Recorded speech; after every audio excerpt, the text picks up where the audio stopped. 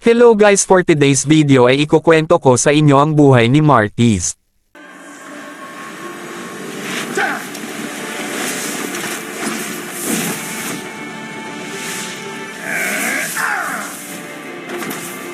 Are you my next conquest?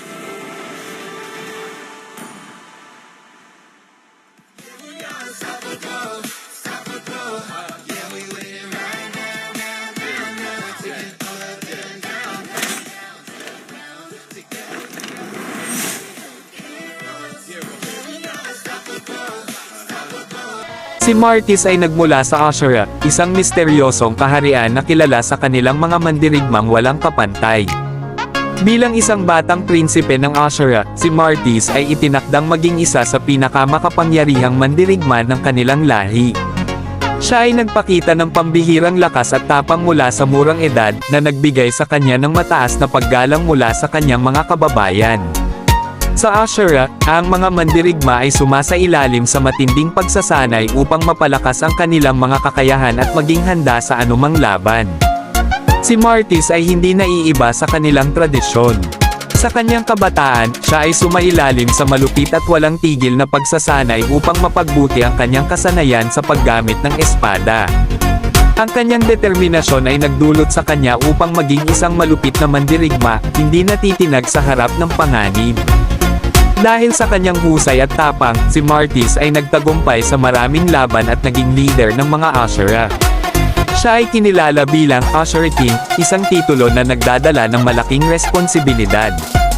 Bilang Ashura King, si Martis ay nagpatuloy sa kanyang misyon na protektahan ang kanilang kaharian at palakasin ang kanilang kapangyarihan.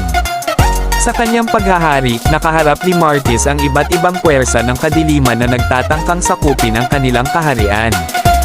Isa sa kanyang mga pinakamatinding kalaban ay ang mga demonyo mula sa Shadow Abyss. Sa kabila ng mga panganib, ipinakita ni Martis ang kanyang walang kapantay na tapang at kakayahan sa pakikipaglaban, ginamit ang kanyang mga espada upang talunin ang mga kaaway. Si Martis ay isang fighter na kilala sa kanyang mabilis at malalakas na atake. Ashura's Wrath, ang kanyang passive skill na nagbibigay sa kanya ng mas mataas na attack speed pagkatapos ng bawat kill o assist. Ashura Aura, nagpapadala ng mga espada na nagdudulot ng damage at nag-stun sa mga kalaban sa harap niya. Mortal Coil, isang skill na nagbibigay daan kay Martis na mag-dash forward at mag-swing ng kanyang espada, na nagdudulot ng malaking damage sa mga kalaban.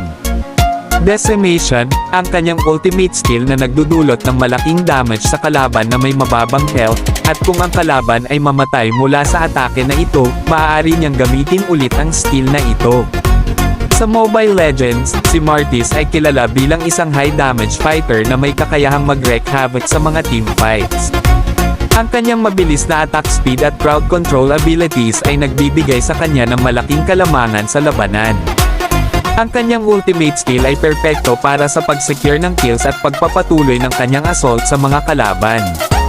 Ang kwento ni Martis ay isang kwento ng tapang, determinasyon, at walang hanggang paghahangad na protektahan ang kanyang kaharian. Mula sa pagiging isang batang mandirigma, siya ay naging isang makapangyarihang hari na kinatakutan at nirerespeto sa buong Land of Dawn. Sa bawat laban, ipinapakita ni Martis ang kanyang kakayahan at dedikasyon na protektahan ang kanyang mga nasasakupan. Ang kanyang kwento ay nagbibigay inspirasyon sa mga manlalaro na gamitin ang kanilang lakas at kakayahan upang makamit ang tagumpay at protektahan ang mga mahal nila sa buhay. So guys, alam nyo ba na 10th anniversary ni Moonton ngayon? At may pa-event si Moonton na kung saan makakakuha ka ng free epic skins, collector skin at marami pang iba o saan ka pa. Ang kailangan mo lang ay mag-login araw-araw para makakuha ka ng magagandang skins tulad nito. You're all unforgivable. I carry on the fight to figure it out.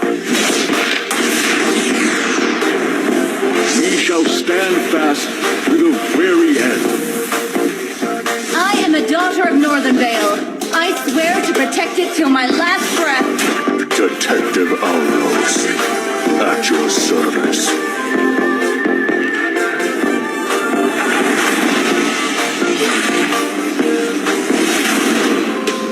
Sana ay nagustuhan nyo ang ating kwento for today's video, at kung gusto nyo pa ng mga ganitong content ay pwede mong i-click ang follow button at like and share mo na din itong video natin. Maraming salamat mga idolo.